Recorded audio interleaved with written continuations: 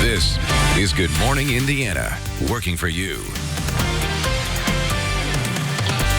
Good morning to you. The time right now is 4:27 here. We finally made it to Friday. Thanks for starting your day with us on Good Morning Indiana. I'm Lauren Casey. And I'm Meredith Barrick. More protests continued last night in downtown Indianapolis. This was the 6th day. Today is the 7th day of protests. As you can see, things remained peaceful last night. That group marching from the Circle to the State House and then down Mass Ave. They also took a knee, some people lying down to prove their point that they want their voices heard.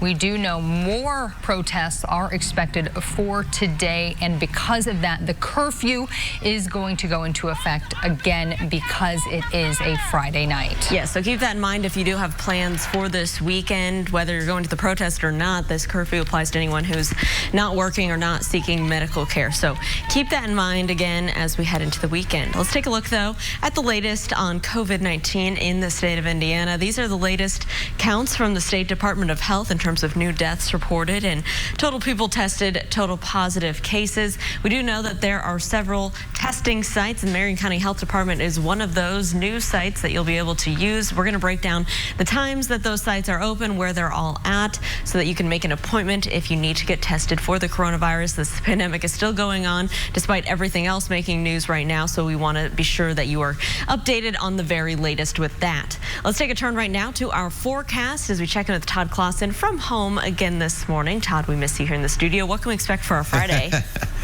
It was good to be back with you, ladies, yesterday. Today, much like yesterday, we have the heat, the humidity, but we don't have the storms like we did yesterday morning. We've kind of replaced the storms with a little bit of patchy fog across the area, and you can kind of see the visibility reduced in your center of the screen there on our TV weather now camera down in the Bloomington area. Off in the distance, it gets a little harder to see the lights. Temperatures this morning are in the 60s. It's still really, really muggy.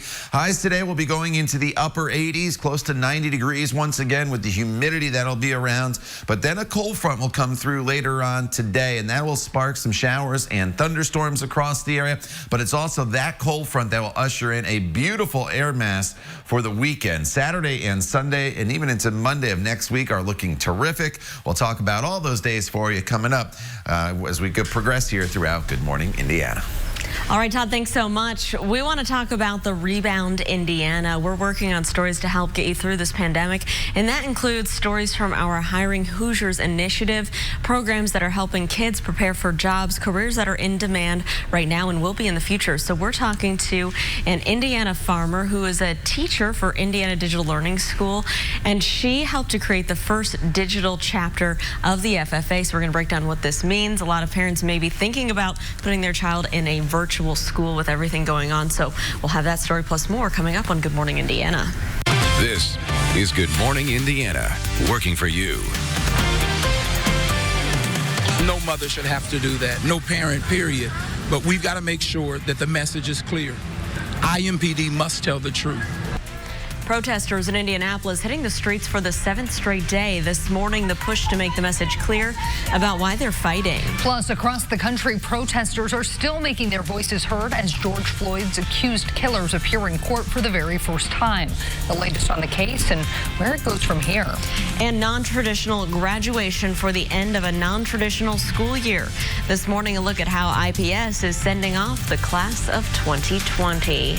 But first, it is 4:30. Thanks for joining us on Good Morning Indiana. I'm Lauren Casey. And I'm Meredith Barrick. Meteorologist Todd Clausen joining us from home this morning. Todd, things are going to be warm out there once again today. Yeah, close to 90 degrees for many of us, Meredith, this afternoon. You throw in that humidity, and that helps to make it even a little more uncomfortable. Now, this morning, we don't have the rain like we did yesterday, but we do have some patchy, dense fog. And these numbers have actually come up a little bit as we've gone through the last hour or so as I've been watching them. And they'll kind of toggle back and forth a little bit here visibility-wise. But quarter mile in Lafayette, Bloomington was at a quarter of a mile, now up to 2 miles, and the visibility has improved at Indianapolis. But as you can frequency. They are reduced in some areas, so if you do take to the roadways this morning, just give yourself a little bit of extra time. But radar is quiet. There's a little bit of cloud cover working in, but it's really later on today that will target the potential for some showers and storms to arrive. Temperatures near 70 degrees right now in many locations. Highs today will be climbing up into the mid to upper 80s once again as we build in those scattered storms later on this afternoon. More on that for you coming up in just a few minutes. Todd, thank you. Let's take a look at traffic as you're heading out on the roads this morning to start your Friday. This is a look at the south split, I-65 and I-70 into the downtown area. Everything looks to be traveling smoothly. The only thing you'll need to keep in mind, and this continues into the weekend and next week, as we do have the eastbound lanes of I-70 closed between Ronald Reagan Parkway all the way here to the south split, so you won't be able to take that. You can take the collector ramp, though, from near the Ronald Reagan Parkway over to I-465 and reroute using I-465 to the south. We'll continue to keep our eyes on your roads this Friday and let you know if there are any crashes or delays. At 4:32, peaceful protests continue in downtown Indianapolis yesterday for a 7th straight day. The tone was a lot more subdued as protesters gear up for a big weekend ahead. The group yesterday marched from the Circle to the State House, then down Mass Ave. The big message of the night was to remind people why they're protesting. One speaker we talked to says here in Indy, it's about getting answers for Drejon Reed's family. I'm letting them know exactly what his mother wants, what her demands are, and keeping that before people, reminding people of that, but also reminding them of what that mother had to go through. No mother should have to do that, no parent, period. But we've got to make sure that the message is clear. IMPD must tell the truth. You know, it takes 72 hours before they charge any other citizen. Why has it taken 2 months? We're at a month now, going into a second month. Why have they not filed charges? If it was you or I guarantee charges would have been filed within 72 hours. Tomorrow, protesters will be meeting at Northwest IMPD District Headquarters. That location is where the officer accused of shooting Drejon Reed reported to.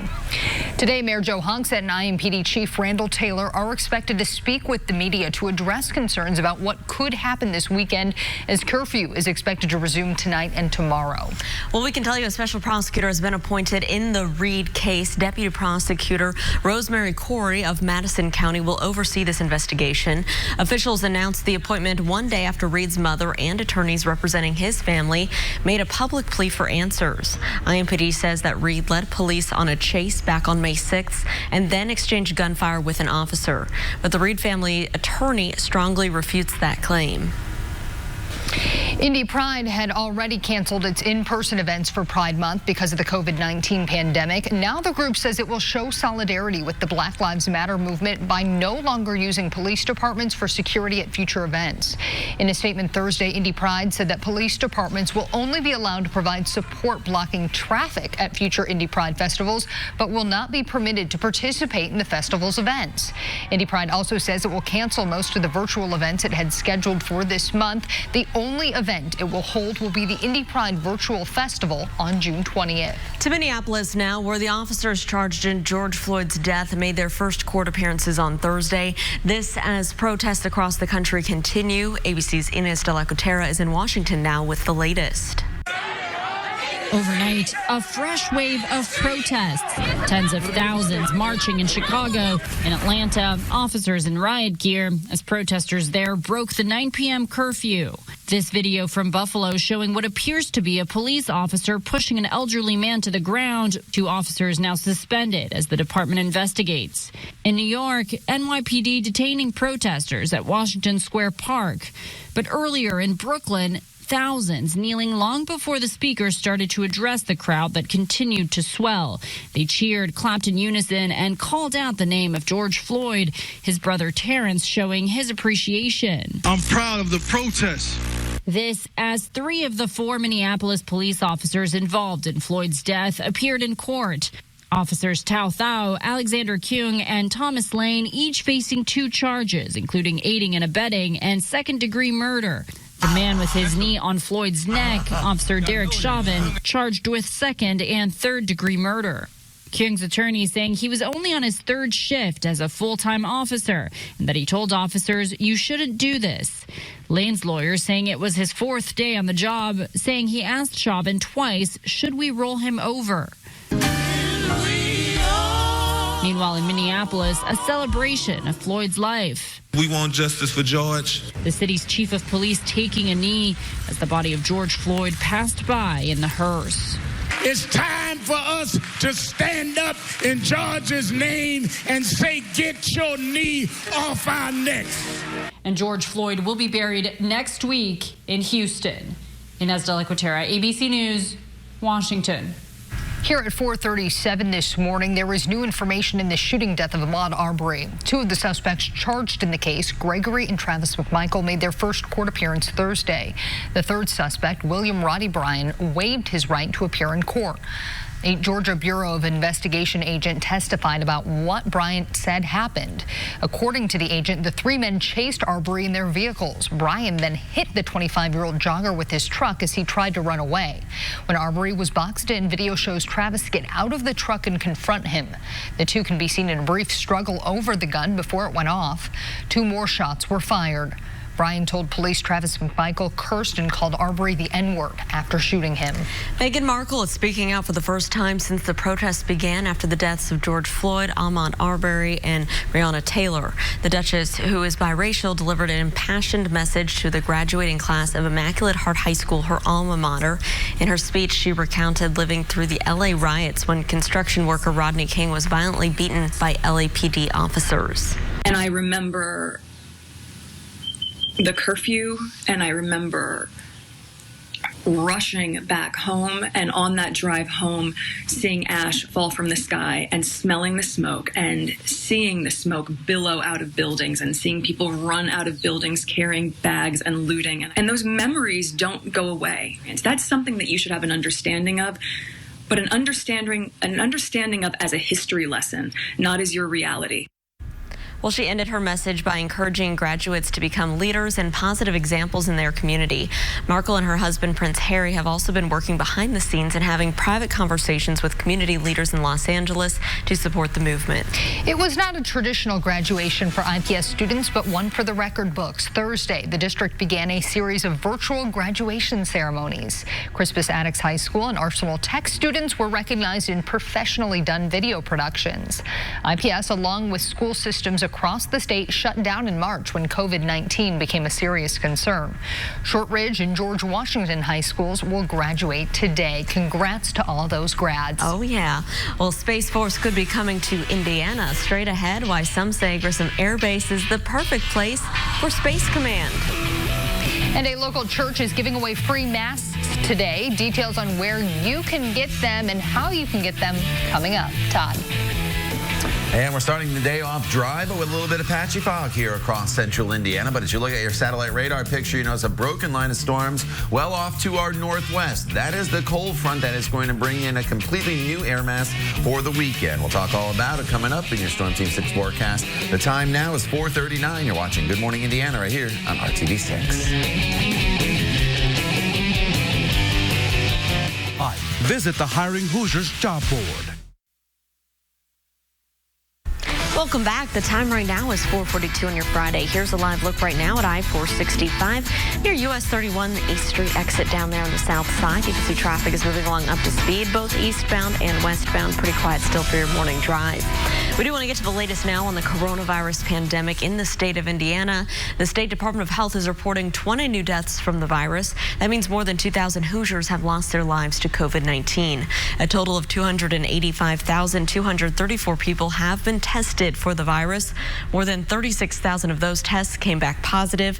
That's just over a 12% positivity rate, which we have been seeing going down in the recent weeks. Speaking of testing, starting today, the Marion County Public Health Department will become a free testing site for COVID-19.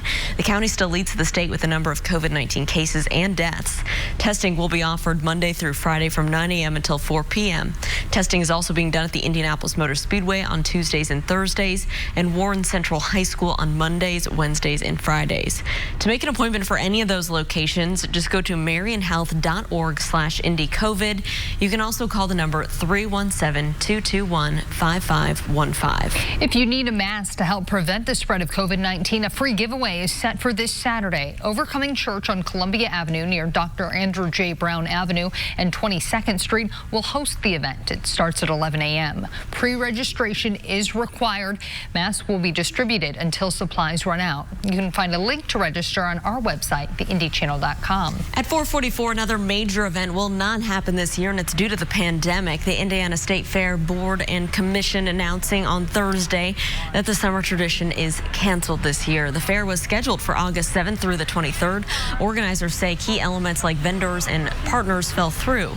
A modified 4-H livestock show will still be held at the State Fairgrounds in August. Last year, nearly 880,000 people attended the State Fair. You'll soon be able to see the Pacers back in action, just not at Bankers Life. The NBA has approved a plan to bring back the season by next month. The season is expected to restart July 31st with 22 of the top teams. The season will run through October 12th. All games will be played at the Wide World of Sports complex at Disney World in Orlando without fans in the stands.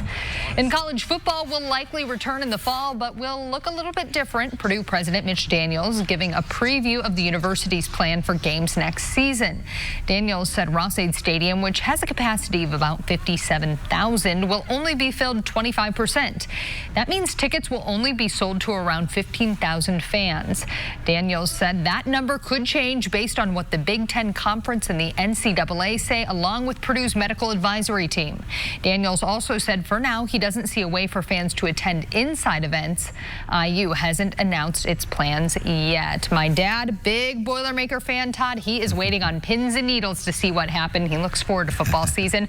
But before we get to football season, we need to talk about today's weather. Another hot one ahead.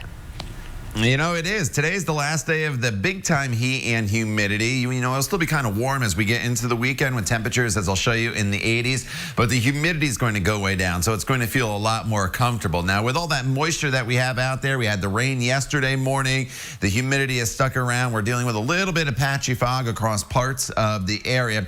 And these visibilities have been fluctuating. So I'll go give you a little tour of central Indiana. You notice to the north, they're not as bad, with the exception of Lafayette. 0.2 of a mile. And then as we slide down to the south, there's some locations here that are down below 1 mile.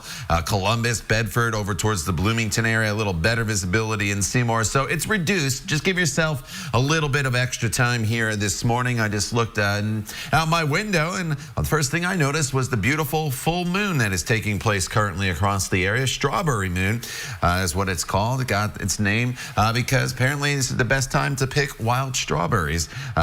So that's how it got its moon. So check that out if you want. 69 in Muncie, 68 in Bloomington, 68 also in Indianapolis and in and around the metro area. That 68 is a pretty common number anywhere you go. Martinsville to Zionsville to Castleton over towards Greenfield. Now, Storm Team 6 radar is quiet, and there will be some storm chances today, but they're really pretty small in comparison to what we've had, at least storm chances the past couple days. You notice some clouds starting to build in just a little bit. But the storms are off to our west, and you notice it's a broken line of storms, and that's the way it's going to arrive here in central Indiana. It's not going to turn into this solid line of storms. It's going to be these areas of heavier rain here and there with some thunder and lightning mixed in. And the timing would be later on this afternoon and into the evening hours. As you see on TrueCast, by the time we get to 3 p.m., a few isolated showers will start to flare up, but it's really not until closer to sunset that some of these isolated storms start to make their way into the area.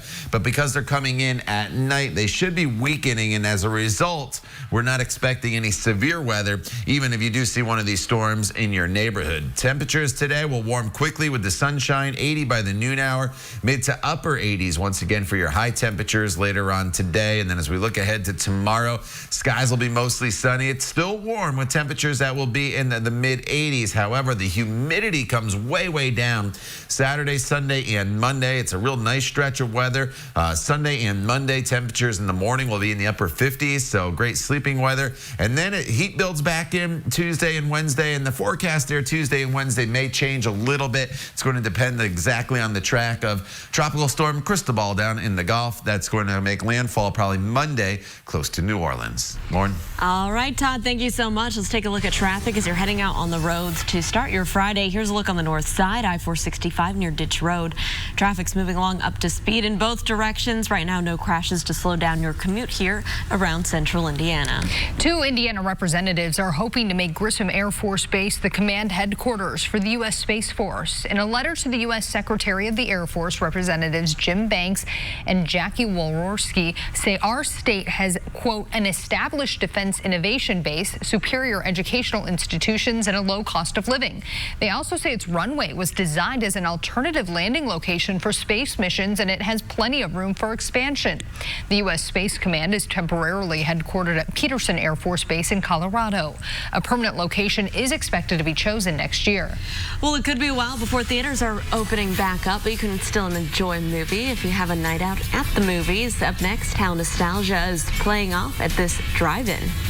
And the finish line may look a little different this year, but the mission remains the same. Ahead at 5, a preview of the American Diabetes Association's first ever virtual Tour de Cure. It's 4:50. We'll be right back.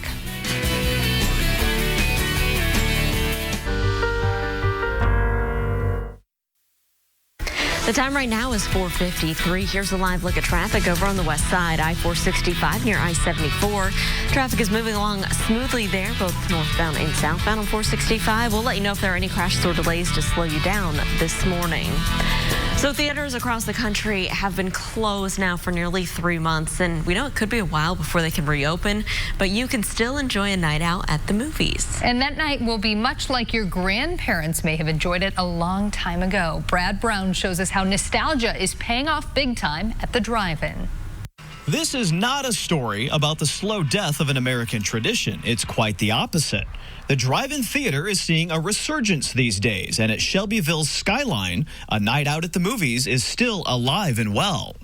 There are generations that remember the drive-ins, and now they're showing them to the new generations.